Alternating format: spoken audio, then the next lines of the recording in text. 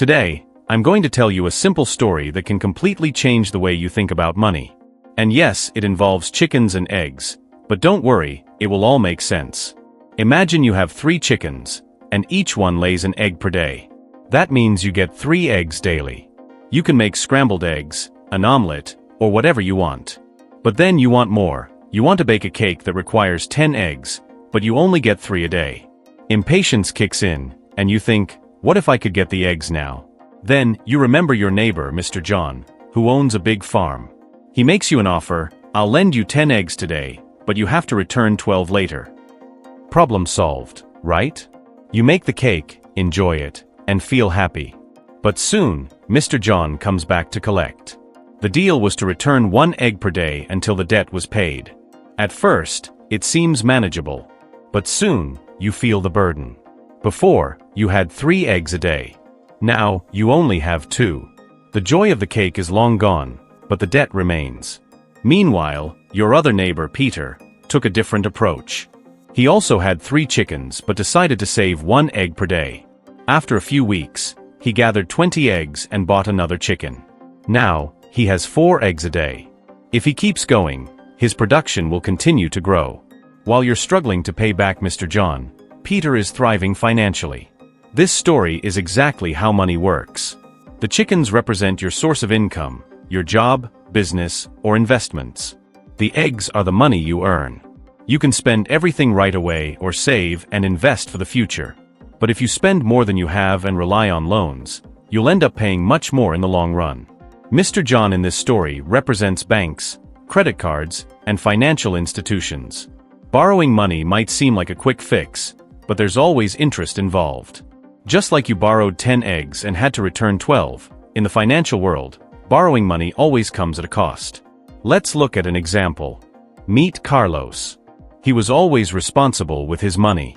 His phone was 3 years old but still worked. It made calls, sent messages, and ran apps. Then, at work, his colleagues started talking about the new iPhone launch. Carlos thought, I deserve this, and bought the $1,200 phone on his credit card in installments. At first, everything seemed great. He loved the phone and showed it off to everyone. But the next month, his car broke down, and the repairs were expensive. When he reviewed his finances, he realized that the $100 iPhone payment was straining his budget. To compensate, he had to cut back on outings with friends, delay a course he wanted to take, and even dip into his emergency fund. The phone, which once felt like a reward, became a financial burden. That's the danger of not thinking long-term. You end up paying a much higher price. The second option is saving. I know that for many people, saving money seems difficult. But even small efforts now can bring huge rewards in the future. Back to Carlos. What if, instead of buying the iPhone immediately, he had saved $100 per month and bought it in full after a year? That way, he would avoid interest and might even realize he didn't need the phone as much as he thought. Maybe he would choose to spend the money on a course, invest it, or simply let it grow. Here's a simple rule. If you can't buy it twice, don't buy it once. If a $1,000 TV seems affordable, but $2,000 feels overwhelming, it's a sign that this purchase might not be the best idea right now. Now let's talk about something few people consider, the balance between money and time. Imagine a man named Mr. Anthony, who spent his entire life saving. He never traveled, never enjoyed his money, and lived extremely frugally for decades. One day, a young boy approaches him in the park and asks, Mr. Anthony, why are you always sitting here alone? He sighs and replies, I worked hard, saved every penny, and never spent money on travel or leisure. I thought I was preparing for a perfect retirement. Now I have money, but I lost time, my health, and moments with the people I loved. The lesson? Money should bring freedom and security, not just sit in a bank account. The key is balance, saving and investing while also enjoying life. The third option is to increase your income. This is one of the most effective ways to improve your financial situation. If you can earn more, whether through a side hustle, a new business, or investments, you'll reach your goals faster. Back to Carlos. He's tech-savvy and often helps friends fix their phones and computers. If he turned this into a paid service, he could make extra money on weekends.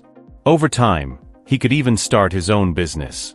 If he had done this earlier, he could have bought the iPhone without hurting his budget. This is how wealthy people think. They don't just save, they create multiple income streams.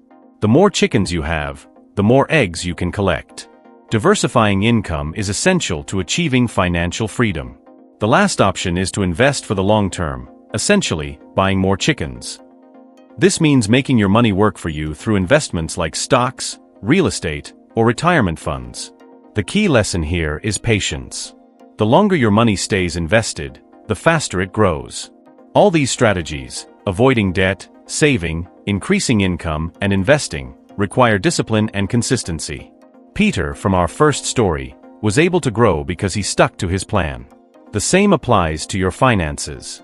Saving for 1 month and then splurging the next won't work. Investing once and expecting immediate results won't work.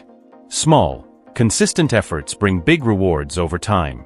Start today, save a little, invest regularly, and always look for ways to increase your income. Your future will be much more secure. If you enjoyed this video, like and share. Subscribe to the channel for more financial tips. See you next time.